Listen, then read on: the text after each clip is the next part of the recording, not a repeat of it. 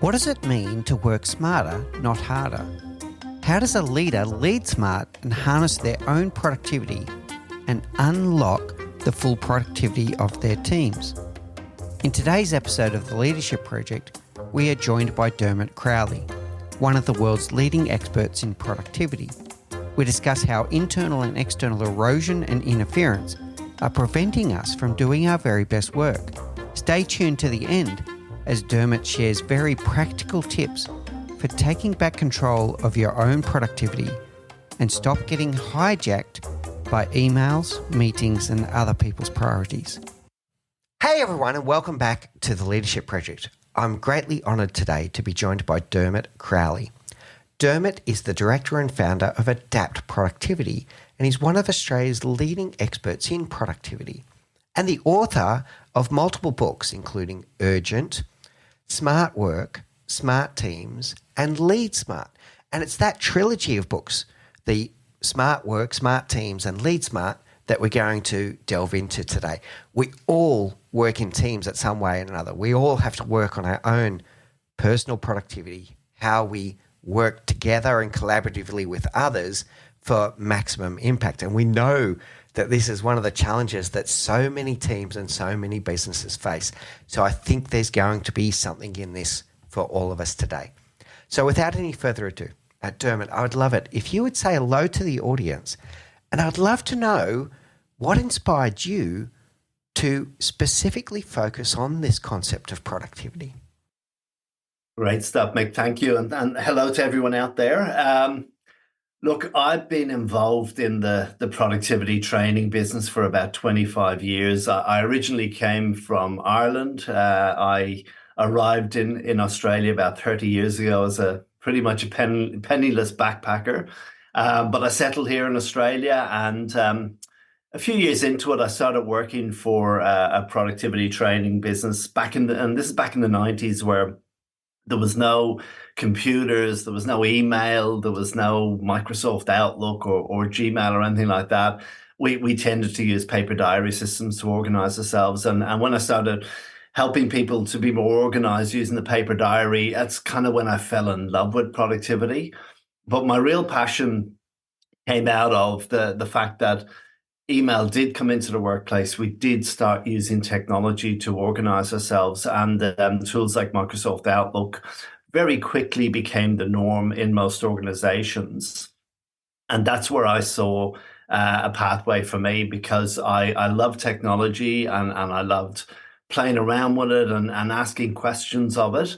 And I love productivity. So I thought, well, why not start a business where I focus on the theory of productivity, but then show people how to actually implement that theory using the technology. And for the last 22 years, I've been running Adapt with that brief. We work with a lot of organizations around Australia and indeed around the world. And it's that sweet spot of productivity and technology that I think people find useful, because as you say, everyone needs to be more productive, and everyone's using the same technology pretty much to organize themselves, but they just need to learn to use it in a different way, I reckon. So I can see those two worlds coming together, and I mean, technology is changing all the time, and we've got even more evolutions on our doorstep now with artificial intelligence, etc. But at the heart of all of that, even before technology, was this concept of productivity, which for many people can be very frustrating. No one turns up to work wanting to do a bad job, Dermot. They all want to turn up and have a great day and leave the workplace at the end of the day, whether it's virtual or physical, being proud of what they achieved. What gets in our road? Why is it so frustrating?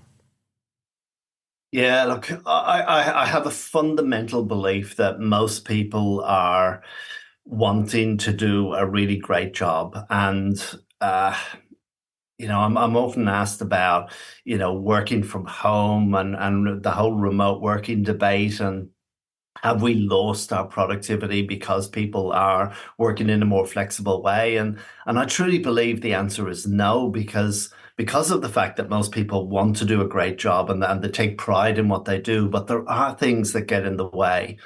So when I think about the capacity of an individual, or even the capacity of a team to get work done, I reckon there's two types of erosion that comes into play that actually erodes people's capacity to get stuff done.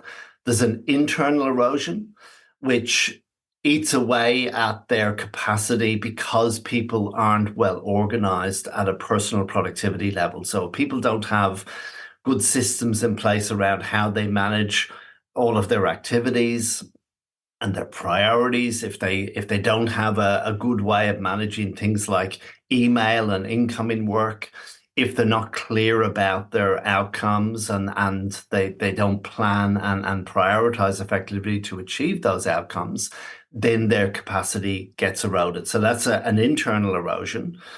But, I can teach people how to be personally more productive. And that's great. But the problem is if they then go back into a workplace that has unproductive cultures, that also erodes their capacity. So I think of that as an external erosion to our productivity and our capacity. And typically most organizations have three productivity cultures that I would talk to. There's usually an email or a communication culture that can be healthy or unhealthy.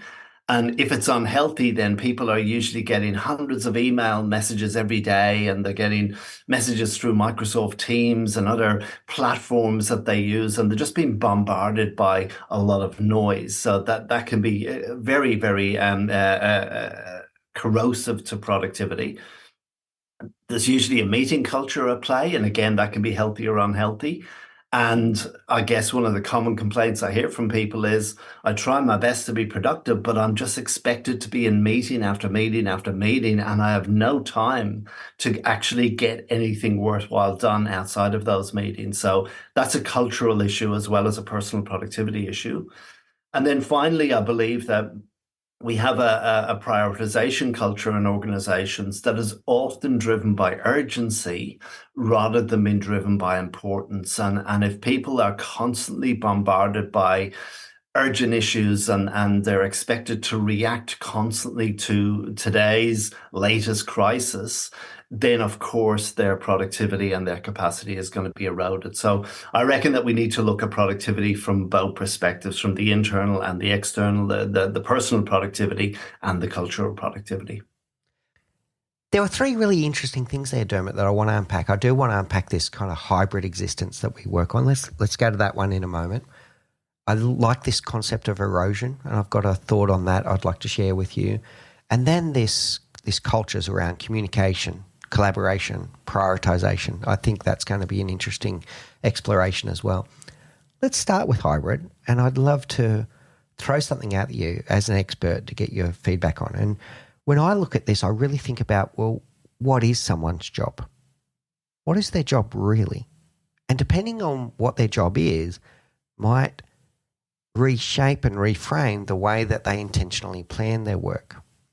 I think there's no doubt that work from home introduced some new things to the world around the ability to deeply concentrate, do deep individual contributor work, right? And there were some things that we were able to do in that virtual world that we discovered. The world proved itself to be more resilient during the COVID years than most of us ever gave it credit for. But then when it comes to things like leading the next generation, people entering the workforce right now that trying to do it from home and not have that ability to collide with people in the workplace, to be mentored and to be a mentee, it's really difficult in the virtual world. So one of my things is to think about, well, what is your job and how can you intentionally shape your work if you are in one of these hybrid roles where you might be 2 days at home, 3 days in the office, to be a bit more intentional and go, right, well, at those 2 days at home, that's when I'm going to do my deep work. And for those 3 days at work, I'm going to prioritize collaboration, mentoring. What do you think? Yeah, I absolutely agree. I think that hybrid is probably the key. I think as we work our way through what this future could look like, For me, it's becoming clear that there is some need to come together. Now, it depends on the organization. It depends on the team. It depends on your role. That coming together could be twice a month, where you get together as an intact team and you gel and you brainstorm and you make decisions and you collaborate. And for some organizations and some teams, it could be you're in the office 2 or 3 days a week, and the rest of the time you can work from home. So I think that mix is important, and I wouldn't put any constraints on what that looks like. I absolutely agree that it has to be designed with the role and the team and the work in mind. But then I think it is about being intentional. It's about being purposeful and really planning what needs to be done and what are the best activities to do in the best location. So I think, before when we planned how we used our time, for the most part, we just really planned what we needed to get done. And then the week was an open book for how we were going to get that stuff done. If someone was really thinking about productivity, they might consider their energy levels, and they might consider that, look, I do my best thinking early in the day, so I'm going to schedule or protect time for, my big priorities early in the day. And then I'll do meetings later in the day where, meetings are going to increase my ability to focus on the topic naturally because I'm in a group environment. So that might have been a dynamic that we thought about before the whole COVID thing, brought this conversation into focus. But now we've got a third dimension, which is location. So I now potentially need to plan my time around where's the best location or environment to do that piece of work. So it's definitely something that people need to think about. I would also suggest that this is very much a leadership issue, and leaders really need to think about how do I get the best out of my people for the team and the organization, but also for them. How do we all perform in the most balanced and useful way, no matter what the environment is? So, if I've got people in the office 5 days a week, or I've only got people in the office one day a week, how do I best navigate that? And I think it comes down to two key things. One is alignment, and the second is accountability. So, most leaders I talk to who are worried about this whole working from home thing, and they'll say that it's dragging productivity down.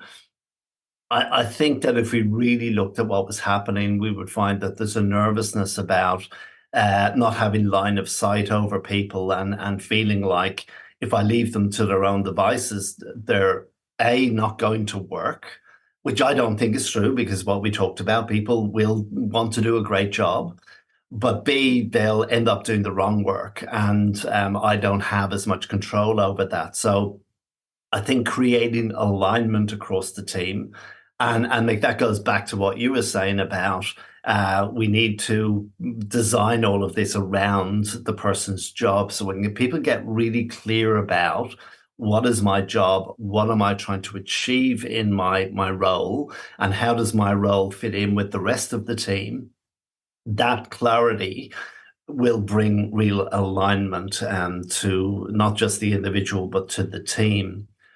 And then there's the accountability piece. So how do we keep people accountable to do what they say they're going to do and follow through on the things that we've agreed? And for me, the thing that is critical to both alignment and to the accountability is visibility of the work, making the work visible, so that whether we're together in a meeting room or we are in separate locations, we all can see what needs to be done and what the progress of that work is, where the blockages might be, and what still needs to be done. And that's where technology comes into play. We've got some great tools at our fingertips that can make work visible, whether that be, a tool like Microsoft Outlook from a personal productivity point of view, Or, we've got plenty of tools out there that help teams to create project boards, or we've got collaboration platforms, and they could be anything from Microsoft Teams to Jira to Microsoft Planner. But these tools, if they're harnessed in the right way by teams, they make work very visible. And then it matters less whether you're in Brisbane and I'm in Sydney, or we're both in the same room together. We've got the work in front of us, and therefore we can have meaningful conversations around it. Does that make sense? Yeah, it's really good, Dermot. So I'm loving this alignment that can be missing and the accountability. So really thinking about what is someone's job and making those, the clarity you spoke about around what's expected of someone, and then this visibility as well. So alignment, accountability, visibility, and in that environment, then we can empower people and trust people, get on with it. You know what you need to do, and you're good at your job. You want to do a good job. You're making it visible to others. We're not having a divergence of alignment where you discover a week later that people went in different directions because you got the visibility to go, hey, let's get back on the Jira, or it could be whatever collaboration tool you're using, a Miro board. It doesn't really matter to make sure that we haven't drifted and find out 1 or 2 weeks later that people turned left at Albuquerque and we didn't realise. But I think there's definitely something in that. And then with what you're saying about the intentionality, because what you were touching on before, people get stuck into a cycle of doing and the urgency of doing, but are they really taking the time to think and plan to make sure that they're making the most of their week, including time of day, location, all the things that you're talking about? So I think there's something in there for all of us. What are your reflections on that? Yeah, look, one of the things you just mentioned there, I think is one of the key things that's missing from a personal productivity view for a lot of people, and that's planning. Mm. So I see a lot of teams do planning at the big picture level. So, they have organizational level planning, they've got project plans, they've got team plans, they've got quarterly plans. But what's often missing is the personal planning that kind of creates the connection between what are we trying to achieve and what am I actually doing on a day-to-day basis.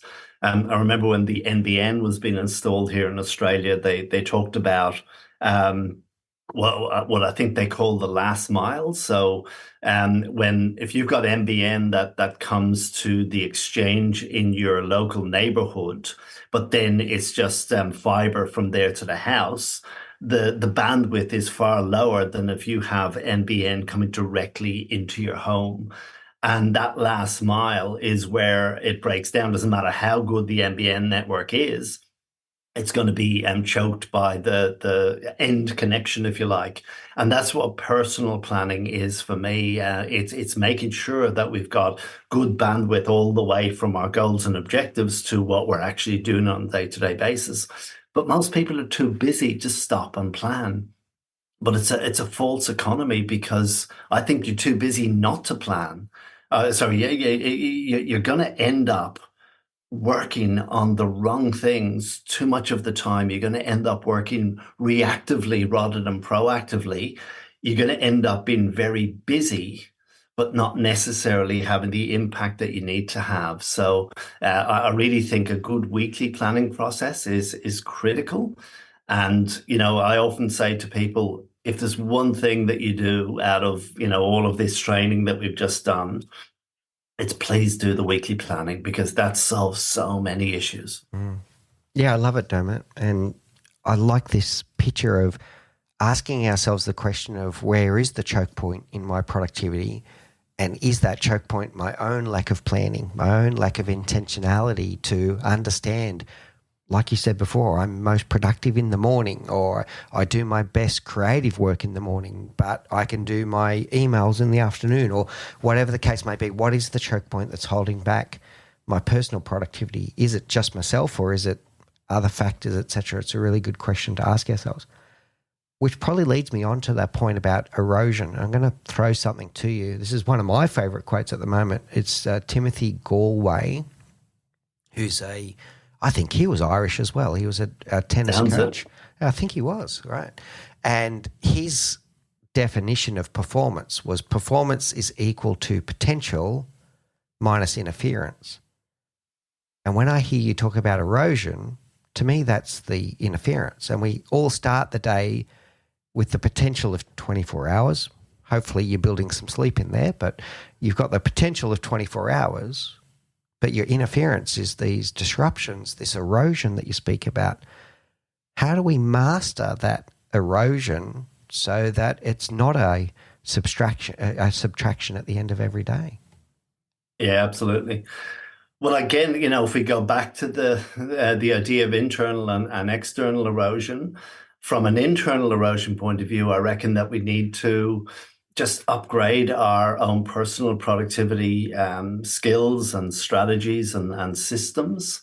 Um, I reckon that most of us are not fully utilizing the technology that is at our fingertips.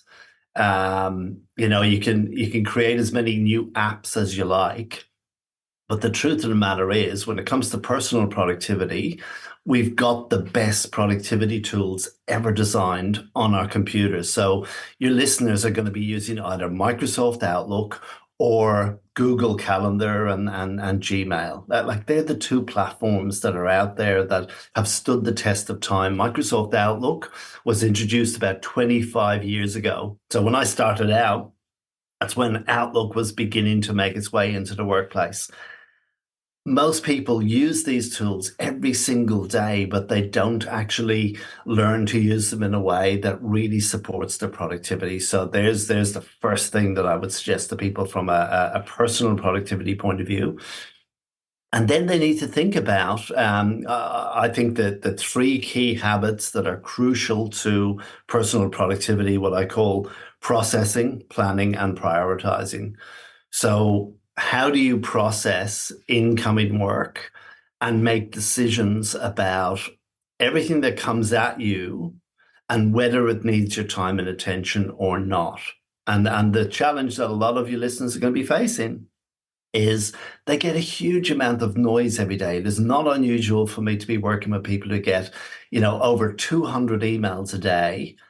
And then add on to that all of the chat messages through Microsoft Teams or whatever platform they're using, and the interruptions and the phone calls and there's so many different ways work comes at us. But email is usually kind of public enemy number one. So we need to make meaningful decisions about all that stuff. We need to get rid of the noise. And then we need to make sure that we are managing the things that truly need our time and attention in a timely and intentional way. And that means we need a good action management system in place to help us to manage all of that. When it comes to planning, we've just touched upon that. I mentioned weekly planning has been one of the key pillars for productivity, but I also think that people need to have a daily planning routine and even a monthly planning routine in place as well. The daily planning routine is all about focus, so getting yourself really focused for what do I need to get done today. It doesn't need to take long, literally 5-10 minutes, but it's a very important start to your day to just focus yourself on, okay, what are the critical things that I need to hit today? And then for me, monthly planning is about stepping back and getting some perspective and getting myself out of the weeds and really thinking about over the next month, what are my big priorities? What are the things that I want to make sure I'm driving forward? And then for me, the weekly planning piece is a link between the two of those, if you like. And then finally, prioritization, the third key habit. My experience is when I talk to people about prioritization, they often confuse urgency with importance. So, someone will say to me, "Oh, but that's really important." And I'll say, "Why is that important?" And they'll say, "Because it's due tomorrow." And I go, no, that doesn't make it important. That makes it urgent or time sensitive, but that doesn't make it important. And I fear that in a lot of organizations, urgency has become the default prioritization framework that people use, and they don't even realize they're doing it. So a large part of my crusade, if you like, is helping people to dial down the urgency just a bit and think about urgency as being a lens that we can look at our work through. But importance is another lens that we can look at our work through. And I believe that we need to look at our work through both lenses. And ideally, we need to get the sequence right. I think when we're operating at the very top level, we look at things always through the importance lens first, and then we look at things through the urgency lens. And that's a really healthy way of approaching work. But the reality is most people are just looking at everything through the urgency lens and they're working reactively. This is really powerful, Dermot. So the things I'm taking away, so we're processing, we're planning, we're prioritizing, and then we've got this balance here between the urgency and the importance. And I do think you're right. People worry about upcoming deadlines more than they worry about the importance. The two things I want to unpack here, let's talk about this processing, planning, and prioritization. And I have this picture of so many people, the first thing they do is they open their email and they just start doing instead of taking the time to intentionally plan out their week, plan out their month, or even plan out their day, 5 minutes each day to think about, well, what do I need to prioritize today? All of these things. The interesting thing I picked up there, Dermot, is when we spoke about technology, and I did a teaser before saying, it's always changing, there's newer AI tools, etc. The tools you're talking about are ones that have been on our desktop for years, as you mentioned, Outlook and Google Calendar. What's your number one tip for how people should be just using, let's use Outlook as an example. What's the number one tip that people could use to use Outlook better than they do today?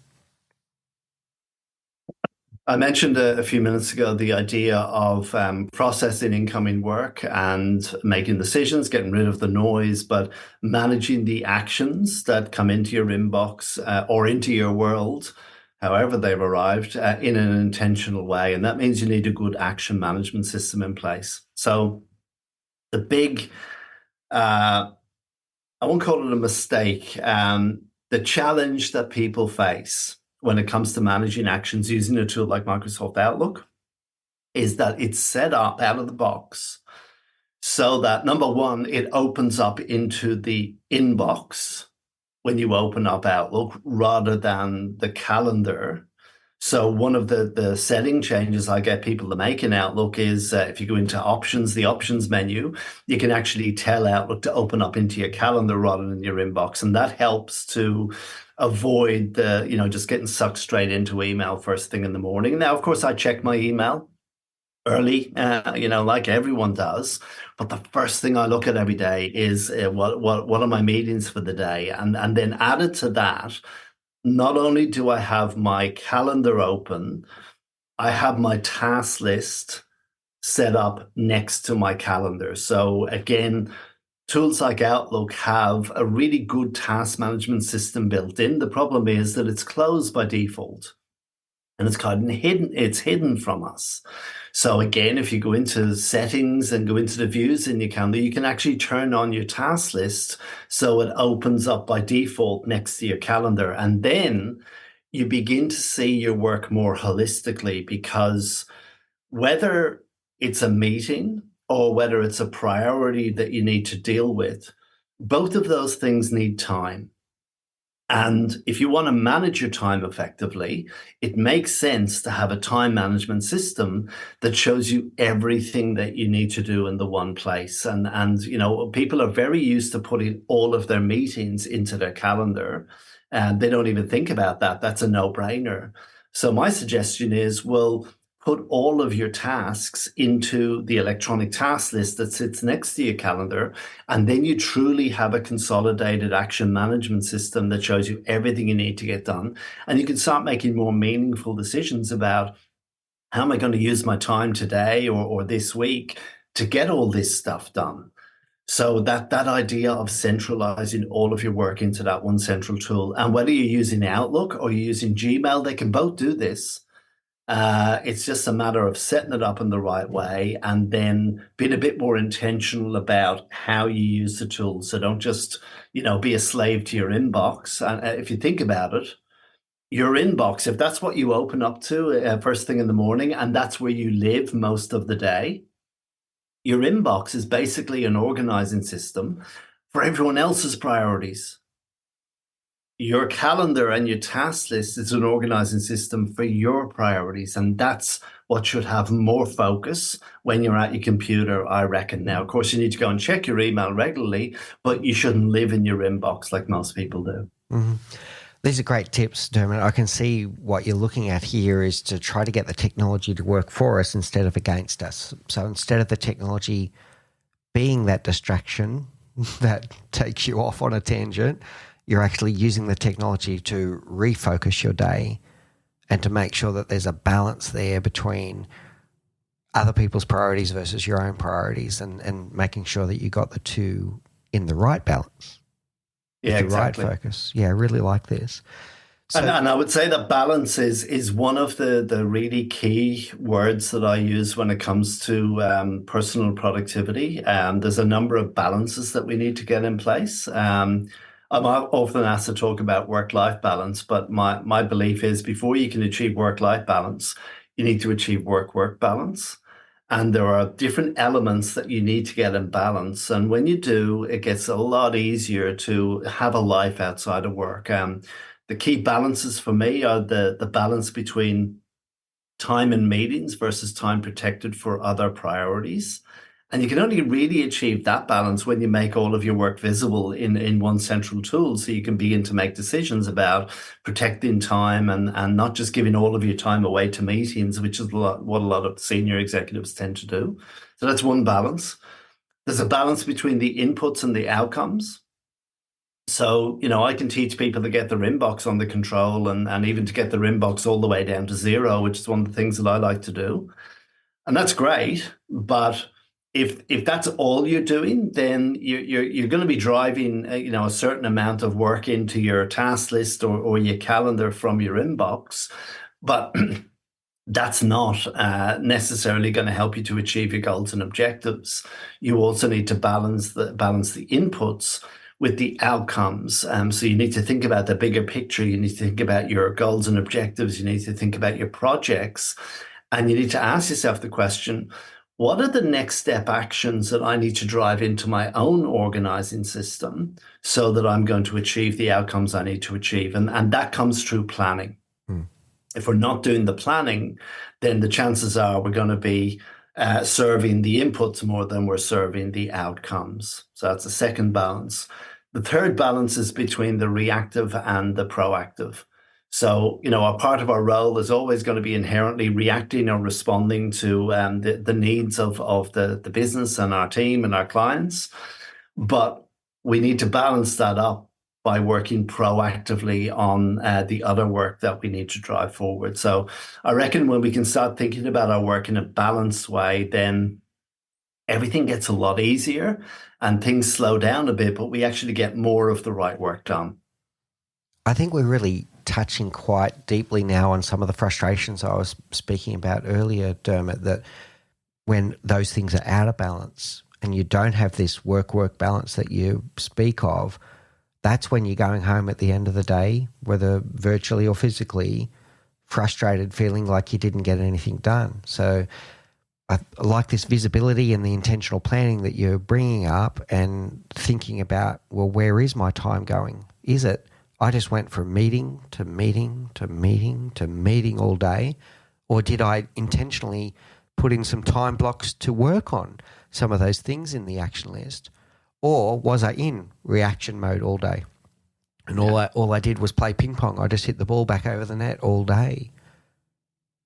Or did I actually carve out some time for some proactive work that was better for the future? Not about today's priority, but about setting myself up for future success. How does that sit with you? Yeah, look, I had a conversation with a client recently about, again, we were talking about the whole flexible working situation, and they were suggesting that the real problem was disengagement. People were not necessarily, working from home and not working, but they were becoming more disengaged with work. And I think there's an element of truth in that for some people. And I think one of the things that's going to make us disengaged is that frustration that I'm trying to do this great work. I've got a lot of capability to bring to the table, but every day is just another churn of 200 emails and 10 meetings and a lot of pointless reactivity. And I know I'm kind of being dragged down below the line, and I'm not able to get up above the line. And I guess that then leads to a sense of being a victim.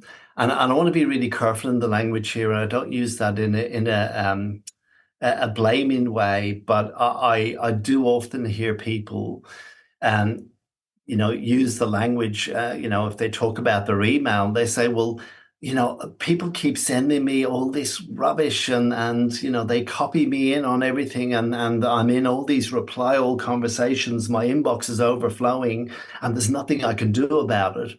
Or they'll say, this is great, Dermot. Love your ideas around planning and prioritizing. But the truth is that I'm just in meetings back to back all week. There's nothing I can do about it. So there's a certain victim mentality that can creep in. And that makes us feel very disempowered and very potentially disengaged. So I reckon that a lot of us need to really think about this and we need to take back our agency. And we need to realize that we all have some agency around how we manage our inbox and how we deal with that noise. And we all have some agency around our schedule and have some ability to protect time in our schedule. And we also have some agency around the urgency we have the ability to properly prioritize and dial down the urgency that's been thrown at us. So I think when people feel they've got control and they've got some agency again, they become incredibly engaged because they realize that they're now in the driving seat and they are in a position to be able to at least have some control over the day of the week. They don't have to control everything, but they just want some modicum of control. Mm. You're bringing up some really interesting things here, and I am thinking like the victim mindset versus creator mindset, and the victim mindset would be at the end of the day, you say, oh, it wasn't my fault, I wasn't productive today, it was my boss's fault, or it was my customer's fault, or it was email's fault. A creator mindset would take control and would intentionally plan out the day and go, well, no, I'm the master of my time, and I'm going to do both. I'm going to be able to block time for reactive work, but I'm going to also schedule time for proactive work that starts getting some of the things off my own priority list, so I'm not just governed by other people's priorities. I think you can take back control and be more productive because you did so. There's going to be a multiplication effect when you're able to do this, that you're not reactive anymore. It doesn't mean that you will ignore those, sorry to say it, urgent things that pop up from time to time, urgent reactive things, but you've carved out time to make sure that that's not all that you did every day. Got one question about this balance between urgency and importance, and I really love it, by the way, Dermot. One of the ones that I fall into the trap of a lot around urgency is this thought that I'm unlocking someone else's productivity. So I do have something that's sitting in my queue, and by doing it and getting it done by, let's say, lunchtime today, it's going to unblock someone else's productivity. Is that a trap that I'm then falling into, that no, now I'm governed by other people's priorities and not my own, or is that a good virtue? I reckon it's a good virtue when it's used, again, we keep coming back to this word intentionality, when it's used in an intentional and purposeful way. So the first thing I would say is there's a massive gap between being responsive and being reactive. They're different things. So reactivity it's like a knee-jerk reaction when a doctor hits your knee with a hammer and your knee flies up. That's called the knee-jerk reaction. And what happens in that case when the hammer hits your knee doesn't send a message to your brain and say, hey, something's just hit me, what should I do? And then your brain thinks about it, and then your brain sends a message back and goes, well, why don't you lift up and let's see what happens? it completely bypasses the brain. That is an instinctive reaction that happens naturally in the body.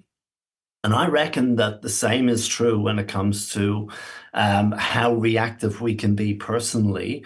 Quite often, we just react to things without thinking and without properly prioritizing. And, email is such a great example of this. People who've got email alerts turned on so that every time an email comes in, it goes bing or bong or slides across the screen or whatever. That has sucked us into a way of working where we just end up reacting to all of these things, and we're actually making the emails urgent, even though they might not be urgent. So if you drop what you're doing and you go and deal with that email, and you can tell yourself the story that, oh, look, I'm just going to move it on so that other people can do their work. But, all the research around this shows that even though it might take you a minute to deal with that email, it can take you up to 20 minutes to mentally refocus back on task if you allow that to happen. So that's just being reactive. Now, being responsive is a more thought through process. So I don't have email alerts turned on. I go and check my email regularly as I go through the day. And generally speaking, my routine would be I check my email about once an hour. So, I might go to a meeting, I'll come out of the meeting, I'll check my email. I might do a piece of work, and when I finish that, I'll go and check my email. That means that I'm seeing things in a reasonably timely way. And I've also set up a team agreement with my team that if something is truly urgent, don't send me an email. Or at least don't let an email be the only communication method. So my expectation is if it's that urgent, if you need me to see it in less time than an hour, pick up the phone and call me, or send me a text message, because we've agreed that's our cut-through strategy, but don't send me an email. Now, I will potentially see your email when I'm checking my email, and then I might make a decision that, look, I want to get that to you before lunch so that you can keep progressing your work. But that's me making a priority decision, and that's me being responsive to the work without being reactive to the work. It's such a fundamental mind shift for a lot of people and a lot of teams. I tend to find that the truth is that most urgency is either fake or unreasonable. So there is some urgency which is totally reasonable, and that is there's always going to be some things that they absolutely need instant attention because of the nature, and we couldn't have planned for them, we couldn't have anticipated them. So I don't want to make urgency out to be a totally bad thing. We need urgency to get our work done, but if everything's urgent, that's the problem. But a lot of that urgency is either fake urgency, where either other people are making it seem urgent when it's actually not, or even worse, we're making it seem urgent although it's actually not. And the email alert is a good example of that. So we need to try and avoid the fake urgency. And then the unreasonable urgency are all the things that are urgent, but they're only urgent because there's a deadline and somebody else left it in their inbox or in their list of things to do until it drifted so close to the deadline that we can't leave it anymore. And now we have to react to it. Or even worse, you left it in your inbox and you let it drift until now someone's chasing you up and you have to react to it. So that's the urgency that I want to try and minimize in the workplace. It's the fake and the unreasonable urgency. And that puts us in a better position to be responsive or to be reactive when something is truly urgent. This has been really powerful so far, Dermot. I want to summarize a little bit of where we're at with personal productivity and then move into some of the team stuff. So a lot of what we've been covering so far is in your book around smart work, and it's about getting more intentional with our processing, our planning, our prioritization, understanding the difference between urgency and importance, and then being able to be responsive instead of reactive all the time. And yeah, if urgent and important both collide, of course it needs your attention, but we get more intentional about it. So really loving it. And, in doing so, we're processing much better. We're consolidating our work better. We're planning better. We're focusing our day better. We're able to be personally more productive. If we then shift to smart teams, and this comes back to one of the things that we teased the audience with at the very start of this conversation was about communication, meetings, and how we prioritize as a team now. So this concept of communicate, congregate, collaborate, right? So how are we using things like email to communicate effectively, or are we making it worse the way that we communicate with each other? How are we making our meetings more productive, and how are we collaborating so that the team have alignment of prioritizations and how it's all going to come together? And this is really coming from your book, Smart Teams. But let's start with communicating more effectively. So we've already said that email is one of our biggest challenges here, but we're also keyboard warriors ourselves. We're sending these emails as well. We're not just the receivers, we're also doing it the other way. So how do we get better at email communication, as an example? So I reckon the mindset that we need to bring to our work when it comes to team productivity is really well summed up in the concepts that sit behind game theory. So most people will be familiar with Russell Crowe playing Dr. John Nash in the movie A Beautiful Mind, and John Nash was a real character in the 1950s. He didn't come up with the concept of game theory, but that was a pre-existing concept. But he did come up with a very important pillar in the game theory field of thinking, which is called the Nash equilibrium. And the Nash equilibrium states that the best work comes from everyone doing what is best for themselves and for the group at the same time. And quite often that's called kind of win-win scenario. And I love that idea when it comes to productivity, because I believe when we're working in a team environment, we need to work in a way that is productive for ourselves and for the group at the same time. And that's when everyone will do their best work. That's when everyone in the team will be most productive. But the truth is that a lot of the time, we don't work in a way that is good for us and good for the group at the same time. We often work in a way that actually drags other people's productivity down.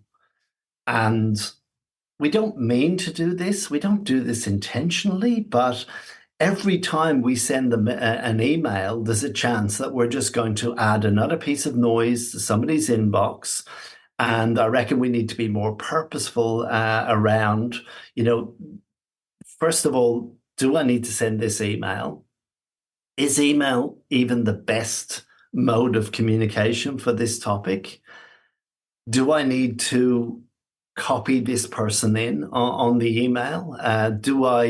If I'm in a reply all conversation, should I send a reply all to the whole group, or should I just respond to the originator because they're the only one who really needs to know my piece of input?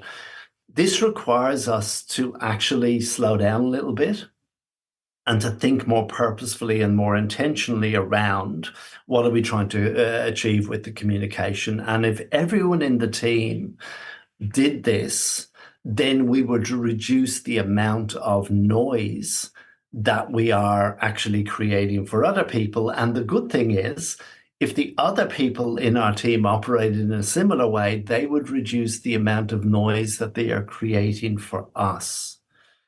So I think there's a mindset piece that we need to think about. I also think that there's a cultural element to this. So most organizations have an email culture. And as I said earlier on, it can be healthy or it can be unhealthy. If it's unhealthy, then it's going to be an email-heavy organization where people just overuse email and there's no restraints put around the use of email in each of the teams. So, and this is where I think leaders need to really think about, if this is an issue for my team, what do I do as a leader to help to create a more productive culture around email or around emails or around urgency? So I reckon there's two places to explore. Again, it comes back to that personal piece and the team piece as well. So the one I want to unpack a little bit here is a challenge for me personally. I got to admit I struggle with this one. I'm going to build in the email culture and the meeting culture in one here. And you spoke about how many people you put in copy, et cetera, et cetera. The challenge I always have, Dermot, and hopefully the audience will help from this question will get help from this question as well, is adding that extra person on CC is going to add to their clutter. But if I don't include them and later on they go, well, why didn't you include me? They get offended.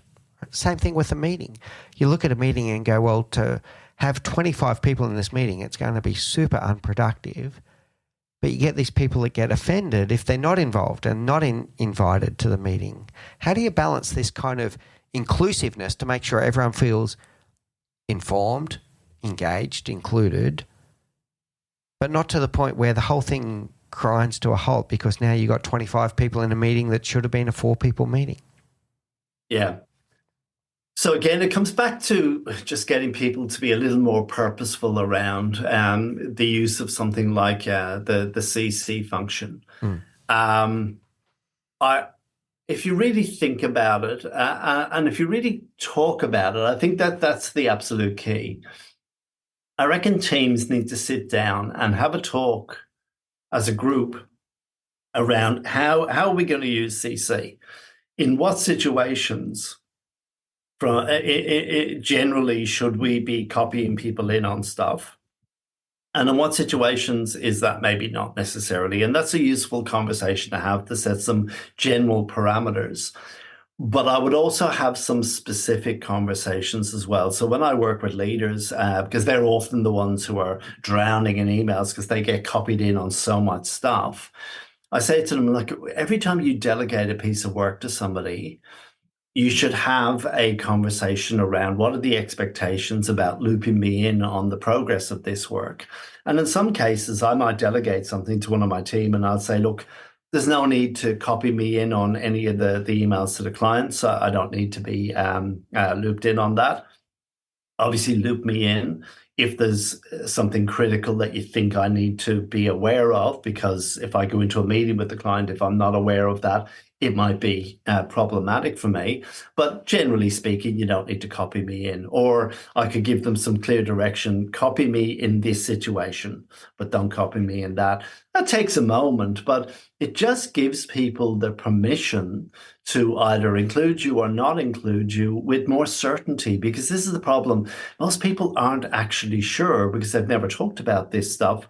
So they err on the side of, well, I'm going to include Mick anyway, just in case he wants to be across it. And the problem for you is your inbox is filling up and you're kind of going, I can't deal with all of this noise. And if it's 1 or 2 people, it's not a big deal. But, you've got a leader who's got 17 people in their team and they're being copied in on everything, plus all the stuff from other teams and other peers and other leaders. And that's where the noise really begins to kill us. So simple conversation, set some ground rules. And of course, it's never going to be perfect. People are going to copy you in on stuff that you kind of might go, yeah, probably didn't need to be looped in on that, but it's going to happen a lot less than it might be happening at the moment. Yeah, really good. So we're having a clear conversation. We're going to communicate about expectations. We're going to have clarity about what to include me in, what not to include me in, and then I think we can have a better explanation. The same kind of thing, maybe in reverse around that meeting invite. You're going to have a conversation, go, look, team, we're having these meetings. It's not that you're not needed or you're not important. For this one, we're going to have a working meeting. 6 people are going to get together around a whiteboard and we'll communicate with you the results at the end. We appreciate your inputs. Having that dialogue instead of just going around on autopilot, CCing everyone on every single thing. Otherwise, it's just going to grind the business and the team to a halt. I think that's really cool. When it comes to meetings, I reckon that there are participants, there are spectators, and there are interested parties. So I reckon the biggest group is that middle group, the spectators. So what I often see happen is you've got a meeting with 8 people in it, and 3 people are doing all the talking.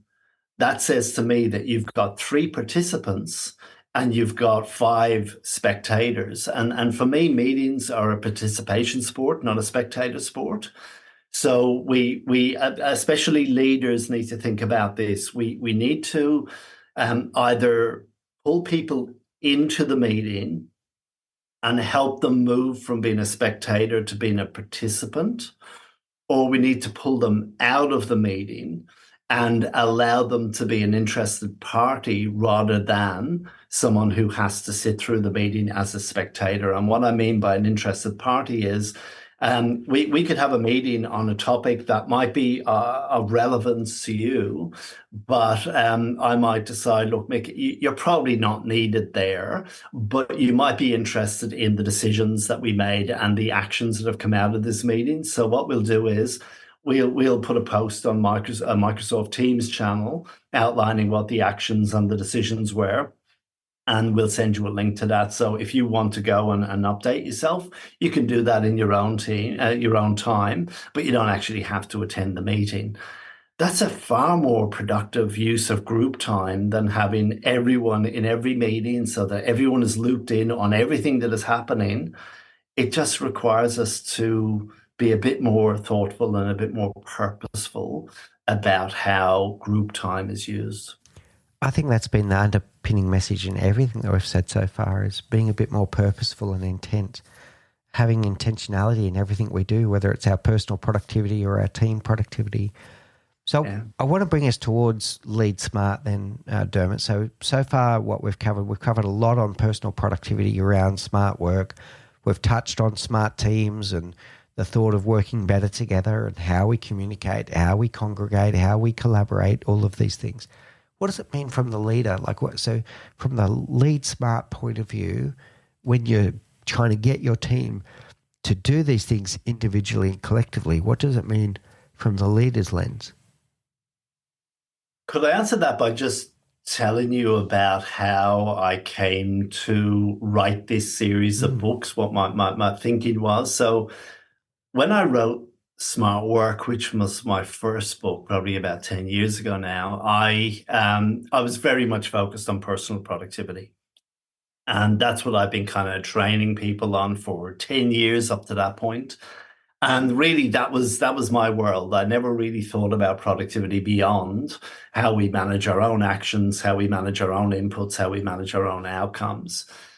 And then when I published Smart Work, that process of going really deep on a topic and thinking very, very deeply about how this worked for people actually expanded my horizon. So I could now stand on that body of work and realize there was another horizon, and that other horizon was the cultural element. And the frustration I was having was people were loving the book. They were loving the training that we were running around the book. And you know, they were saying, this is life-changing, this is great, but there was always a risk that they would go back into their workplace and the unproductive cultures that existed would just make it really hard for them to implement the personal productivity strategies that they wanted to. So they usually got a short-term gain, but they weren't able to sustain that gain over a period of time. So I realized that the next horizon needed to be helping teams to work on their productivity cultures, and that led to me writing Smart Teams. And I kind of thought that was it. But then, of course, I was able to stand on that body of work and realize there was yet another horizon.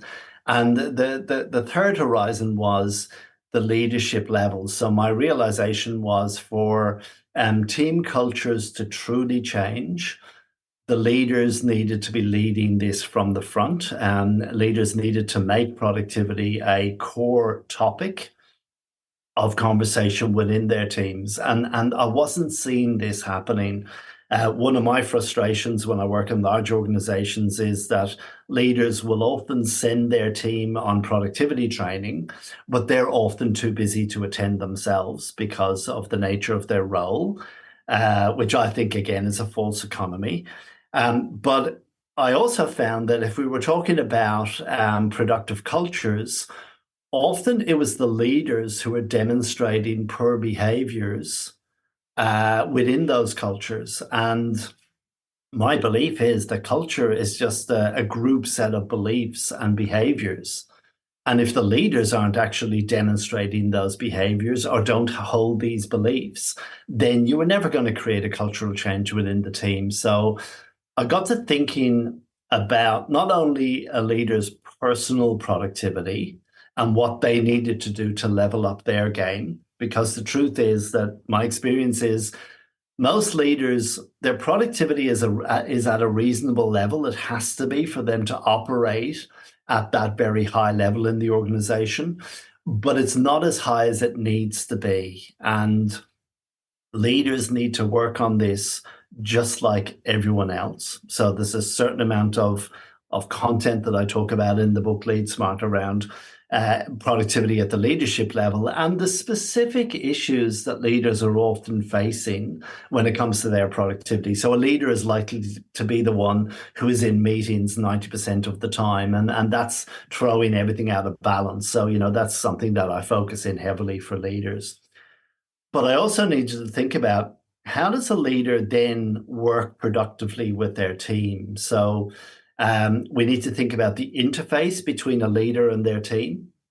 So every time a leader delegates a piece of work, every time a leader has a one-on-one meeting with one of their team, every time a leader is trying to create alignment and accountability, there's an interface that happens. And if that's not a productive interface, well, then the leader could be dragging the team's productivity down, or the team could be dragging the leader's productivity down. So we need to think about that.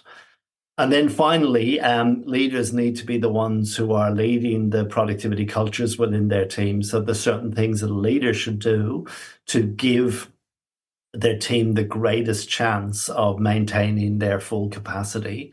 And that means that they need to have conversations, drive the conversations around the email culture, around the meeting culture, around the prioritization culture. So it's a piece of work that excites me a lot. I spend most of my time working with leadership teams now. So my team will run a lot of our general training on smart work and that within organizations. But my niche is working with the leadership team on how to do all of this. And it also excites me that I've got a body of work that is truly integrated and quite holistic in nature. So I touch upon, everything from how you manage your inbox through to the mindsets that you need to have around prioritization. It's a very wide body of work, but it goes very deep as well. So let me play back to you what I'm taking away from that. It's really great, Dermot. I really loved it. So leading smart, starting with leading yourself. Are you doing your own personal productivity? Leading the team, making sure that the team are collaborating effectively together, and leading the culture. And that leading the culture, I think, starts with role modeling the behaviors yourself, setting the expectations of the behaviors that you want to see in the team.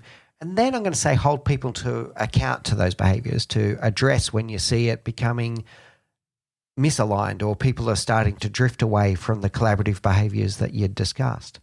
And being that... Yeah, and I would say also giving the team permission to hold each other to account. Yeah, nice. And even hold you to account as a leader. Oh, I love that a lot. Okay, so now we've got this element of everyone agreeing this is how we're going to collaborate together. This is how we're going to communicate. This is how we're going to do meetings. This is how we're going to be prioritized and be responsive, not reactive. Having all of these clarifications of expectations, and then having an air of accountability where everyone holds each other to that charter to say, yes, this is how we work as a team. There's one more thing then, is quite often the leader is also then the conduit outside the team. So we might be very collaborative and work together well inside the team, but most teams don't live in a bubble. They usually live with an outside world, whether it's customers or other departments of the same business. What about the collaboration outside our team, even if we have got our team to a well-oiled machine? Yeah, great point. So I really believe that the only thing that you can control is your actions and your behaviors and how you manage your own work. And that's the personal productivity piece and the agency that I talked about earlier on. As a leader, you can control how you manage your inbox. You can control how you manage your schedule and your priorities and your outcomes. Then when it comes to our team that we're directly responsible for, we can lead their behaviors and their beliefs, and we can have the right conversations to create those healthy productivity cultures that I talked about. Then outside of your team, with your peers and with other teams that you interface with on a regular basis, you can influence how they work with you. And I think this is really, really key to the productivity of your team, because as you say, we can do a whole lot of work on how we work together in our little bubble, but that bubble is going to be burst the minute we interact with other parts of the organization or with clients or whatever it might be. Stephen Scott Johnson is a friend of mine based in Melbourne who wrote a book on culture a few years ago called Emergent. And one of the ideas that he talked about was that true cultural change comes from a beginning at the team level, and then that team creating a cultural shift, and then they create ripples that start to influence the other teams around them. And this is how social change happens. And he says that this is how we truly create a cultural change across the organization. We don't try and change the whole organization at once. We begin with a team or a few teams and get them to start to create ripples. And that's what I reckon leaders need to do. They need to try and get it right in their own team, but then create ripples that will start to positively influence the other teams, or at least say, look, this is the way we work as a team, and this is the best way to interact with us if you want to maintain our productivity. But if you want to be more productive as well, this is a two-way street. So, that's not always easy because other teams are too busy to listen. And, this is all great until people get stressed and people get busy and people get under pressure, and then it all can fall apart very easily. But I've seen this happen time and time again in organizations where you do have some good leaders on the ground who really believe in this stuff, and they put in the work. They don't just try and solve it with a 3-hour masterclass. They actually see this as an ongoing journey and an ongoing conversation. And they become champions for this way of working within their organization. In fact, later today, I'm going to be working with a team on their meeting agreements. And this is a team that I've worked with on several occasions in the past, and their leader is an absolute champion for productivity across their whole organization. And I'm talking about a global organization with the head office in Switzerland. And it's the Australian leadership team that are kind of taking this to the rest of the world in their organization and saying, hey, we all need to work differently because we could be better at this. Oh, I love it, Dermot, and that's really good to see that external impact that's having, because it's going to be mutually beneficial when that is achieved as well. This has been a wonderful conversation. I've absolutely adored this, Dermot, and there's going to be so many things here for everyone, whether they're looking at their personal productivity, smart work, their team productivity, smart teams, or if in that leadership role where you want to set the expectations, set the culture, and develop a high-performance team that collaborates together internally and externally to the maximum extent. There's so many nuggets of gold in this conversation for everyone. Thank you so much for sharing your time with us today. I'd like to go now to our rapid round. These are the same 4 questions we ask all of our guests, Dermot. So firstly, what's the one thing you know now that you wish you knew when you were 20? How to manage money. I was a financial disaster. until I probably hit the age of about 27, 28, and I began to get my head around how to just save money or not spend everything that I earned the minute I earned it. I was a complete financial disaster, and I didn't realize how much stress that it brought to my life. I often tell the story of coming to Australia as a backpacker. I spent the first 6 months traveling from Perth across the Nullarbor, ended up in Sydney after 6 months.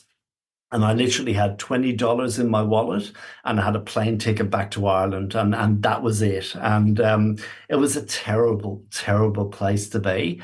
And luckily, I've made that $20 stretch quite far over the last 25, 30 years. But yeah, I wish I'd known that back then, how I'm now able to just make money. Not a big deal in my life, but I'm able to manage in a way that doesn't cause me or my family stress. Oh, well done. Well done. It's a good one for all of us. What's your favourite book? Now, two answers to that. My favorite book is Lord of the Rings. That is a book that I read as a teenager, and I probably read it a dozen times since then. And of course, it's a trilogy. It's quite a big piece of work. Love the book and the movie. But from a business point of view, there's a book I read just a couple of years ago, which has always really stayed with me, called the 15 Commitments of Conscious Leadership. No, 15 Commitments of Conscious Leadership. Can't remember the authors. There was three authors. But I found that a very practical guide to leadership. One particular idea I borrow from it all the time, the idea of working above the line and not getting dragged down below the line. I thought that was such a simple framework to help people to think about whether they're really adding value or they're just really, really busy. So. Yeah, good one. The book doesn't ring a bell with me, but above the line, below the line is a concept that I believe in as well. Really good. All right, that's probably where I've got it from, but I just didn't know it came from that book. Finally, what's your favourite quote? My favourite quote, I'm going to give you a quote from Steve Jobs. It is very meeting focused, but it sums up what we have talked about so much again and again and again today. You should never go to a meeting or make a telephone call without a clear idea of what you are trying to achieve. And I love that. It's such a practical, throwaway thing at one level, but it talks to intentionality. It talks to purpose. And I really do believe that they're the key to personal productivity. They're the key to productive cultures. So, yeah, that sums it up for me. Spot on. Love it. Okay. And finally, Dermot, there's going to be a lot of people listening to this that are blown away thinking about, I'm one of those frustrated ones that is the master. They're the slave of their inbox and all of these things and want to do something either about their personal productivity, their team productivity, or they want to lead smart. How do people find you if they'd like to know more and take advantage of your programs? Absolutely. Well, look, from a book point of view, if anyone's interested in the books, they're available on all the usual platforms. I'd say Amazon and Booktopia are probably the two online platforms where you definitely find them. And then go to Dymocks or the airport bookstores. You might not see all of my books on the shelf, and they tend to stock the most recent ones, but they are certainly available in paperback form. From a contact me point of view, the name of my business is Adapt Productivity. So if you go to adaptproductivity.com.au, you'll find information on all of our different programs, and my contact details are on there. So if anyone has any questions that they want to run by me, just send me an email through the website, and I will certainly get it, and I will be very responsive to it. I might not be reactive to it though. Well done. A nice little reminder there at the end there as well, Dermot. Thank you so much. This has been such a wonderful conversation. I feel richer from this. I want to thank you for your gift of your time and for sharing your wisdom with our audience today. Thank you. My absolute pleasure, and thank you. You've been listening to The Leadership Project. In the next episode, we'll be joined by Holly Smith, another productivity expert. this time with a focus on how you can convert your productivity into a happy and meaningful life. Please don't forget to subscribe to the Leadership Project YouTube channel, where we bring you live stream shows and video podcasts every week. Thank you for listening to the Leadership Project at mixbeers.com. A huge call out to Faris Sadek for his video editing of all of our video content, and to all of the team at TLP. Joanne Goes On, Gerald Calabo, and my amazing wife, Say Spears. I could not do this show without you. Don't forget to subscribe to the Leadership Project YouTube channel, where we bring you interesting videos each and every week. And you can follow us on social, particularly on LinkedIn, Facebook, and Instagram. Now, in the meantime, please do take care, look out for each other, and join us on this journey as we learn together and lead together.